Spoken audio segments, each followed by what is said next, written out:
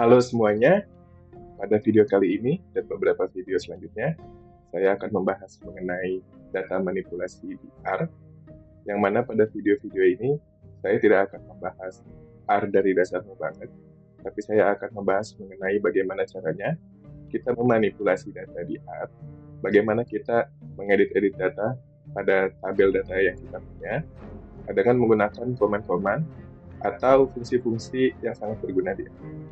Mostly di sini kita akan menggunakan fungsi-fungsi yang ada di package dplyr atau dplyr, yang mana juga itu merupakan bagian dari package tidyverse secara lebih luasnya yang akan kita gunakan pada pembahasan kali ini.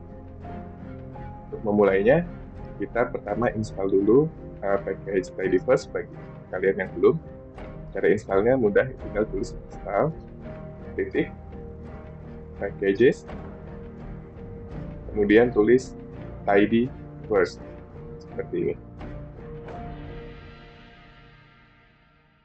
Jangan lupa untuk tulis tanda kutip sebelum dan sesudahnya, karena itu sangat dibutuhkan dalam menginstal package. Kalian bisa Ctrl Enter. Kemudian kalau di sini saya sudah punya package-nya, jadi tidak lama. Dia cuma bilang package-nya sudah ada. Nah, untuk loading package-nya ke RStudio yang sudah kita buka, itu kita menulis library tidyverse. Nah, kalau di sini tidak perlu menggunakan tanda kutip, langsung saja tulis tidyverse. Enter. Baik, di sini tulisannya artinya sudah berhasil ya. Oke, untuk datanya sendiri, kita akan menggunakan dataset yang sudah ada di R, yaitu data mobil. Ini kita dapat melakukan loading dengan mudah dengan nama datasetnya itu mt-cars. Ya, bisa dilihat ini datanya seperti ini. Tapi kita ingin mendefine data ini ke dalam suatu objek. Jadi kita harus tulis objek yang ingin kita assign data tersebut. Misalkan di sini saya tulis data underscore df.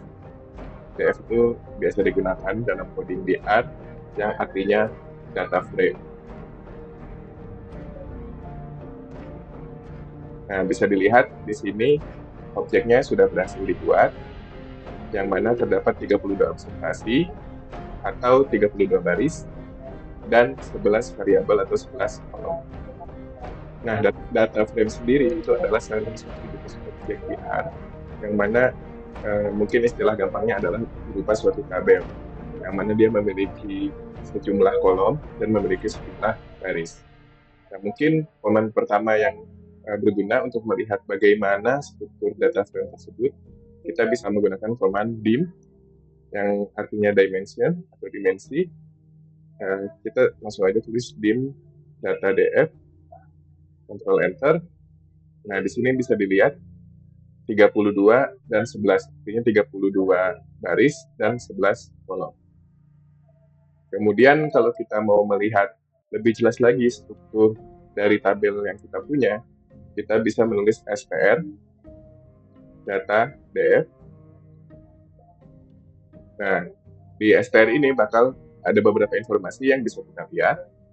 Pertama ini ada dia tulis data frame, yang artinya objek kita itu termasuk tipe data frame. Ini baris dan kolomnya lagi yang sudah kita ketahui sebelumnya. Kemudian di setelah tanda dolar ini itu adalah nama-nama setiap kolom. Mana mungkin kita sudah lihat juga tadi di sini ya, mpg, cyl, disp, hp, drat dan seterusnya. Itu adalah nama-nama kolomnya.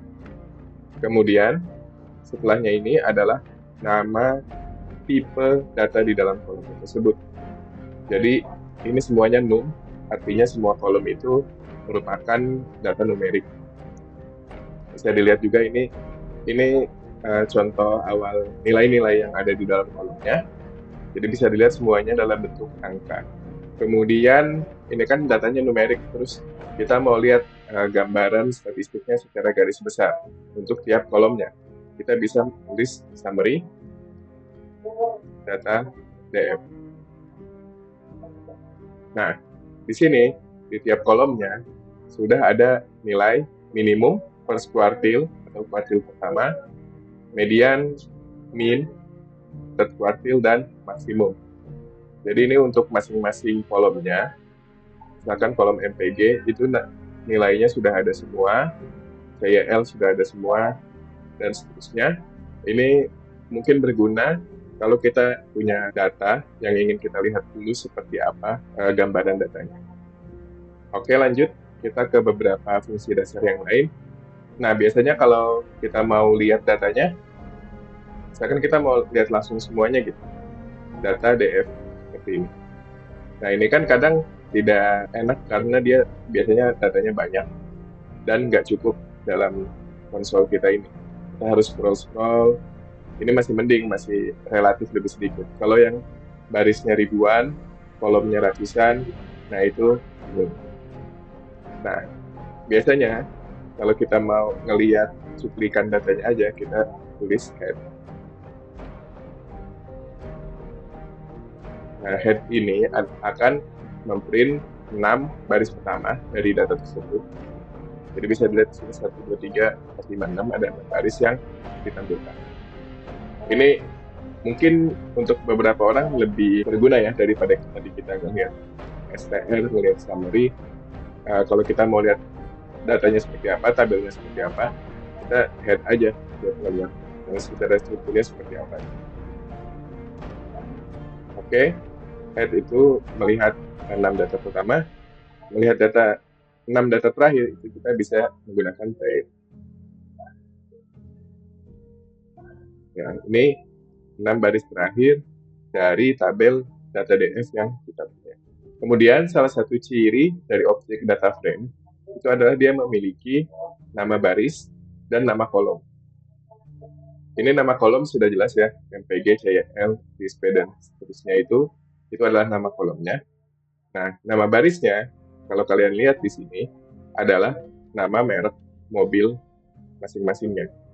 Jadi kalau kalian lihat di tiap merek mobilnya ini, atau tiap tipe mobilnya ini, di atasnya nggak ada nama kolomnya. Artinya, tipe-tipe mobil ini adalah terinput sebagai nama baris. Nah, untuk melihat nama kolomnya secara keseluruhan, itu kita bisa tulis call names atau column names, data DF, ya, objek data yang kita punya. Nah, bakal keluar. Ini sesuai dengan nama kolom yang sudah kita lihat di tabelnya itu sendiri.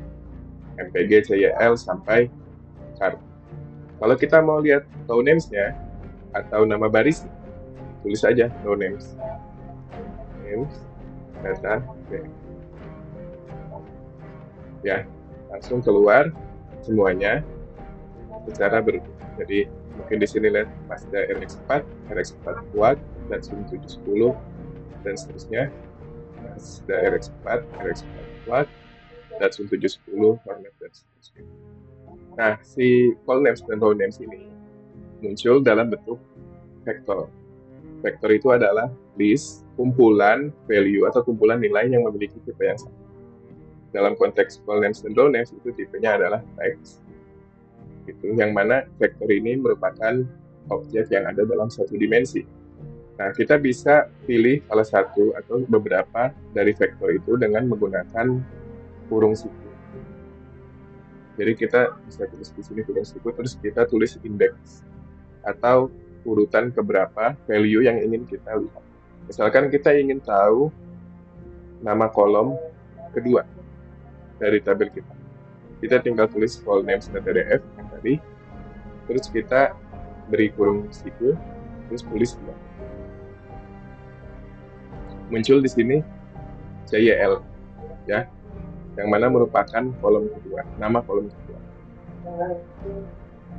Kalau kita mau nama kolom kelima, tinggal diganti jadi 5, keluar 1, 2, 3, 4, 5, bener ya? Begitu juga dengan row names. Kita mau lihat nama baris pertama itu adalah Mazda RX-4.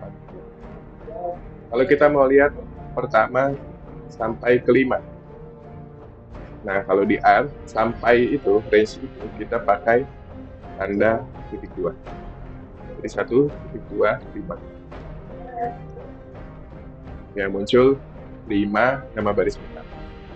Nah, menampilkan data dengan indeks seperti ini, itu bukan hanya berlaku pada vektor, tapi juga berlaku pada objek data frame atau data DF yang kita punya ini. Bedanya, data DF ini kan dia sifatnya 2 dimensi. Dia ada baris, ada kolom, ya kan? Nah, jadi kita harus mendefine 2 angka di dalam kurung siku tersebut. Ini jadi misalkan kita define data DF 1,1, artinya value di objek data frame data DF ada baris pertama dan kolom pertama.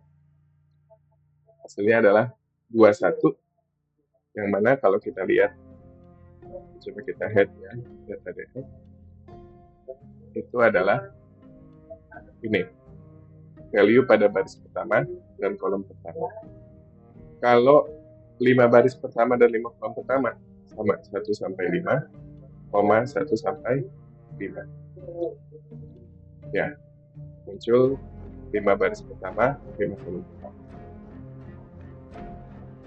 Nah, kalau kita mau 3 kolom pertama, tapi untuk semua baris, kita bisa tulis data DF.